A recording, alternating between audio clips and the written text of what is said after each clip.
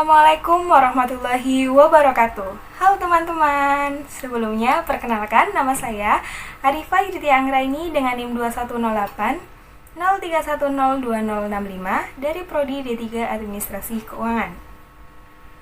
Pada video kali ini saya akan menjelaskan materi tentang kerangka dasar penyusunan dan penyajian laporan keuangan bank syariah, yang mana akan membahas tentang asumsi dasar, karakteristik, unsur-unsur, pengakuan, dan pengukuran dari laporan keuangan. Yuk, disimak bareng-bareng videonya. Untuk pembahasan pertama itu ada asumsi dasar penyusunan laporan keuangan entitas syariah. Asumsi yang pertama itu dasar aktual. Laporan keuangan disusun atas dasar aktual karena pengaruh transaksi dan peristiwa lain diakui pada saat kejadian dan bukan pada saat kas atau setara kas diterima atau dibayar, serta diungkapkan dalam catatan akuntansi dan dilaporkan dalam laporan keuangan pada periode yang bersangkutan. Kemudian asumsi yang kedua ada kelangsungan usaha. Laporan keuangan biasanya disusun atas dasar asumsi kelangsungan usaha entitas syariah dan akan melanjutkan usahanya di masa depan. Oleh karena itu, entitas syariah diasumsikan tidak bermaksud atau berkeinginan melikuidasi atau mengurangi secara material skala usahanya. Baik, untuk selanjutnya ada karakteristik kualitatif informasi keuangan syariah. Yang pertama itu dapat dipahami. Maksud karakteristik dapat dipahami ini adalah pemakai diasumsikan memiliki pengetahuan yang memadai tentang aktivitas ekonomi dan bisnis dengan ketekunan yang wajar. Kemudian yang kedua ada relevan.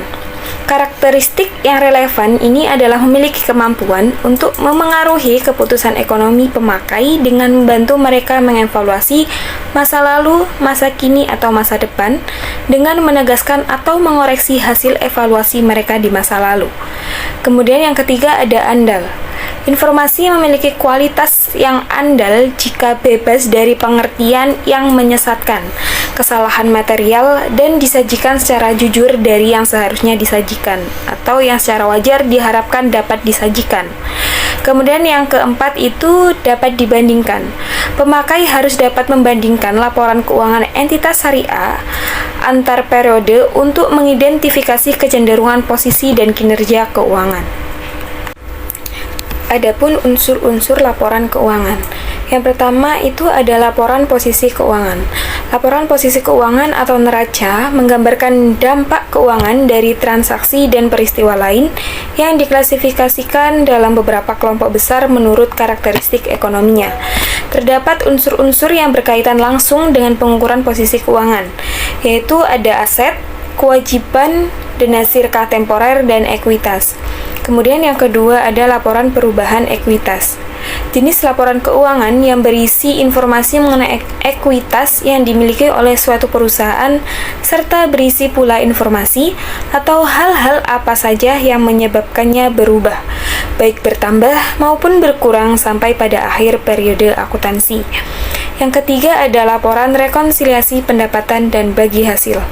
Berdasarkan PAPSI 2013, laporan rekonsiliasi pendapatan dan bagi hasil adalah laporan yang menyajikan rekonsiliasi antara pendapatan bank yang menggunakan dasar akrual dengan pendapatan dibagi hasilkan kepada pemilik dana yang menggunakan dasar kas.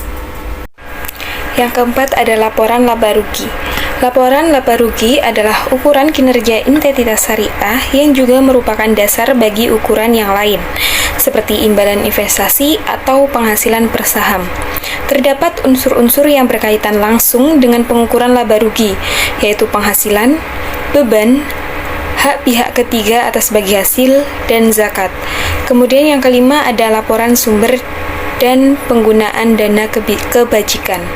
Laporan yang menunjukkan sumber dan penggunaan dana kebajikan selama suatu jangka waktu tertentu, serta saldo dana kebajikan yang menunjukkan dana kebajikan yang belum disalurkan pada tanggal tertentu. Untuk selanjutnya ada pengakuan dan pengukuran unsur-unsur laporan keuangan. Yang pertama ada pengakuan aset. Aset diakui dalam neraca kalau besar kemungkinan bahwa manfaat ekonominya diperoleh entitas dan mempunyai nilai yang dapat diukur. Yang kedua ada pengakuan dana syirkah. Pengakuan dilakukan jika entitas syariah memiliki kewajiban untuk mengembalikan dana yang diterima melalui pengeluaran sumber daya ekonomi. Yang ketiga ada pengakuan kewajiban. Kewajiban diakui dalam neraca kalau kemungkinan pengeluaran sumber daya yang mengandung manfaat ekonomi akan digunakan menyelesaikan kewajiban. Yang keempat ada pengakuan penghasilan. Penghasilan diakui dalam laporan laba rugi kalau kenaikan manfaat ekonomi masa depan berkaitan dengan kenaikan dan penurunan aset. Yang kelima ada pengakuan beban. Beban diakui dalam laporan laba rugi kalau penurunan manfaat ekonomi masa depan yang berkaitan dengan penurunan aset telah terjadi. Selanjutnya ada pengukuran unsur-unsur laporan keuangan.